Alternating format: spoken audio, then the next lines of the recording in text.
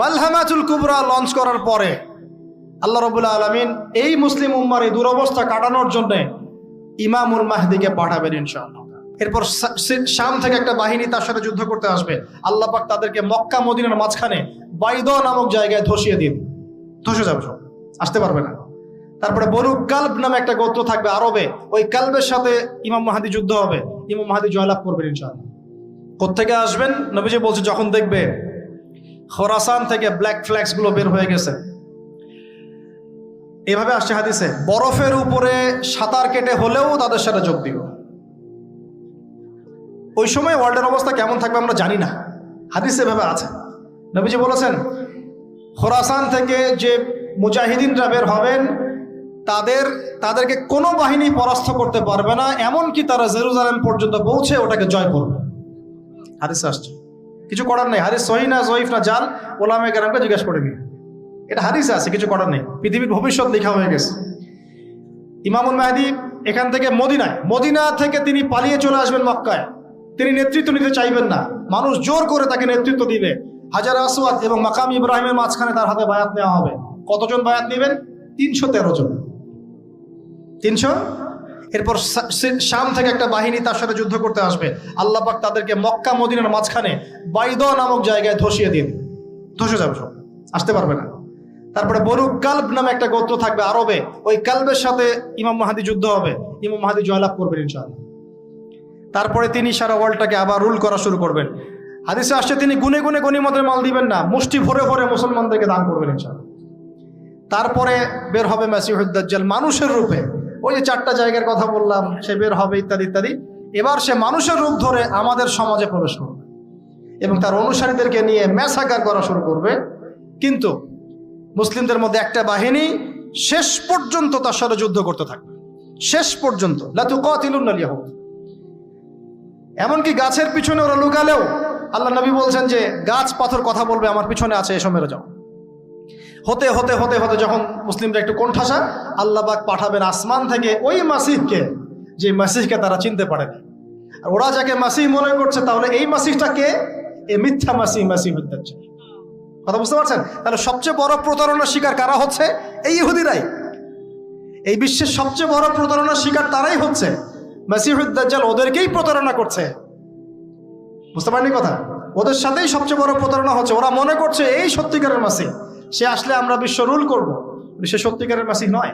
ঈসা ইবনে মারিয়াম আসবেন কিভাবে সেটাও এসেছে। 2 জন ফেরেশতার কাঁধে ভর দিয়ে তিনি নামবেন শাম অর্থাৎ সিরিয়ার দামেস্ক শহরের মধ্যে। কোন শহর? দামেস্ক। এই জায়গাগুলো খুব বরকতময়। আল্লাহ নবী দোয়া করেছেন, আল্লাহ শামে বরকত দাও, আল্লাহ ইয়েমেনে বরকত দাও, আল্লাহ শামে বরকত দাও, আল্লাহ ইয়েমেনে বরকত দাও। আর মুসলমানরা বলছিল, আল্লাহ রসুল আমাদের নাজদেও বরকত দিতে বলেন, আমাদের নাজদেও বরকত দিতে বলেন। আল্লাহ নবী বলছেন যে নাজদে বরকত না, বরং ওখান থেকে ভূমিকম্প বের হবে, ওখান থেকে শয়তানের শিং বের হবে। চিন্তা করে, ওই যে বললাম নাজদিরা তুর্কিদের বিরুদ্ধে যুদ্ধ করেছিল, অটোম্যান এম্পায়ারের বিরুদ্ধে যুদ্ধ করেছে ব্রিটেনের সাথে হাত মিলিয়ে। ওরাই এখন সারা বিশ্বে, বাংলাদেশে এদের লেসপেন্সার আছে বহুত, বাংলাদেশে এদের বহুত লেসপেন্সার আছে। তারা বলে, ওই যে দেখবেন যে যখনই আমরা এগুলো নিয়ে আপনাদেরকে সচেতন করতে চাই, মানে এরা তো খারাজি হয়ে গেছে, উগ্র হয়ে গেছে, এই হয়ে গেছে, সেই হয়ে গেছে, এভাবে করে গভর্নমেন্ট প্রশাসন সবার কাছে আমাদেরকে বিতর্কিত করার চেষ্টা করে। অথচ আমরা কি কারো শত্রু? আমরা কি এই আলোচনাগুলো করে ওয়ার্ল্ডের প্রেক্ষাপট বদলাতে পারবো? পারবো না। কিন্তু আমাদের প্রজন্মকে আমরা জানাতে তো পারবো, যাতে তারা আত্মবিশ্বাসী হয়ে গড়ে ওঠে যে আমরা এই নতজানু মনোভাব নিয়ে পৃথিবী থেকে যাবো না ইনশাআল্লাহ। আমরা পৃথিবী থেকে মাথা উঁচু করেই যাবো ইনশাআল্লাহ। মুসলিমদের হাতেই বিশ্বের বিজয় লেখা আছে। আস্তে আস্তে বিশ্ব ওদিকে যাবে, এটা তো ওদেরকে জানতে হবে। আমরা তাদেরকে জানাচ্ছি মাত্র। তো নাশ থেকে বের হবে শয়তানের শিং, এটা বলা হয়েছে। যাই হোক, এখন ঈসা ইবনে মারিয়াম আসবেন এই সিরিয়ার দামেস্ক। চুল দিয়ে টপ টপ করে পানি পড়তে থাকবে, মুক্তা ঝরছে এরকম পানি। তার নিঃশ্বাস যতদূর পর্যন্ত যাবে ততদূর পর্যন্ত কাফেররা মরতে থাকবে। সুবহান। এমনকি তিনি খুঁজতে খুঁজতে দাজ্জাল পর্যন্ত আসবেন। দেখবেন যে মুসলিমদেরকে অবরুদ্ধ করে রাখা হয়েছে, বলবেন দরজা খুলে দাও, নামাজের ওয়াক্ত হবে, আজান দেওয়া হবে, ফজরের ওয়াক্ত। ভাই আমরা যদি ফজর মিস করি, আমরা আসলে ওই বাহিনীতে যোগ দিতে পারবো না। বেঁচে থাকলেও জানি না আমরা অত বছর থাকবো কিনা পৃথিবীতে, আল্লাহই ভালো জানেন, এটা আমরা জানি না। কিন্তু এই বিজয়ে সুবহে সাদিকের সময় লেখা আছে, আজান হয়ে যাবে, ইমামুল মাহদি তাকে বলবেন ইমামতি করুন আপনি। ঈসা ইবনে মারইয়াম বলবেন না, এই উম্মতের জন্য ইমামতির অধিকার দেয়া হয়েছে। বলেন সুবহানাল্লাহ। তিনি ইমামতি করবেন না, বরং মুক্তাদি হবেন। দরজা খুলে দাও, নামাজ শেষে দরজা খুলে দেওয়া হবে। দাজ্জালকে খুঁজতে খুঁজতে খুঁজতে এই প্যালেস্টাইন, এই জেরুজালেমের বাবে লুদ নামক জায়গায় তিনি পৌঁছাবেন। সেখানে দেখবেন মাসিহুদ দাজ্জাল আছে। দাজ্জাল তাকে দেখার সাথে সাথেই লবণের মতো গলতে শুরু করবেন। সেখানে তিনি তাকে হত্যা করবেন। একজন একজন করে এই সন্ত্রাসী যারা এখন এই নিরীহ মানুষদেরকে হত্যা করছে, এদেরকে হত্যা করা হবে একজন একজন করে, একজনকে ছাড়া হবে না। আমি জন্য বলছি, মন থেকে বলছি, এই যে এক একটা আমাদের বাচ্চা, আমার এক একটা বাচ্চার রক্তের প্রতিশোধ নেওয়া হবে ইনশাআল্লাহ। আমাদের এক একটা বোনের ইজ্জতের প্রতিশোধ নেওয়া হবে ইনশাআল্লাহ। এক একজন ভাইকে যে বুলেট ছোড়া হয়েছে এর প্রতিশোধ নেওয়া হবেই হবে ইনশাআল্লাহ। কে নিবেন? ওই যে বললাম, আপনি পারছেন না, আপনি হয়তো বলছেন দোয়া করছেন এতটুকু পর্যন্তই। ইনশাআল্লাহ তাআলা আল মাহদি আর ঈসা ইবনে মারইয়াম সেটা করে দেখাবেন। তারপরে সেখান থেকে তিনি ইসলামী খেলাফা রিস্টোর করবেন। উর্বর হবে মাটি, সবুজ শ্যামল, বৃষ্টিপাত বেশি হবে, এগুলো হতে থাকবে। এর মাঝখানে আবার ইয়াজুজ মাজুজ বের হবে। ইয়াজুজ মাজুজ বের হওয়ার পরে পৃথিবী ম্যাসাকার করবে। তারা এমনভাবে পৃথিবীতে ম্যাসাকার করবে যে ঈসা আলাইহিস সালাম এবং তার অনুসারীরা তুর পাহাড়ে গিয়ে লুকাবেন, আত্মগোপন করবে, এবং তাবারিয়া হ্রদের পানি তারা খেয়ে ফেলবে। পরের দল এসে বলবে কোনো এক সময় মনে হয় এখানে পানি ছিল, মানে পানি সব খেয়ে সাবার করে ফেলবে। আর বুঝতে পারছেন? ঈসা আলাইহিস সালাম দোয়া করবেন, আল্লাহ এই আযাব থেকে আমাদেরকে তুমি বাঁচাও। আল্লাহ পাক তখন তাদের ঘাড়ের মধ্যে একটা ভাইরাস দিয়ে দিবেন, ভাইরাস, পোকা ভাইরাস। এক ভাইরাসের সব ইয়াজুজ আর মাজুজ শেষ। এরপরে পৃথিবীতে বৃষ্টি বর্ষণ শুরু হবে। আল্লাহ পাক কোথা থেকে জানি পাখি পাঠাবেন, ওই যে আবাবিল পাখি পাঠিয়েছিলেন না, এরকম কোথা থেকে পাখি পাঠাবেন বড় বড় নখওয়ালা। এরা ওদের দেহগুলো উঠাবে, মহাবিশ্বের কোথাও গিয়ে ফেলে দিবে, জানি না আমরা কোথায় ফেলে। এগুলো রূপকথা মনে হচ্ছে না অনেকের কাছে, এগুলো সত্য, হাদিসে আসছে। একটা শব্দ সত্য।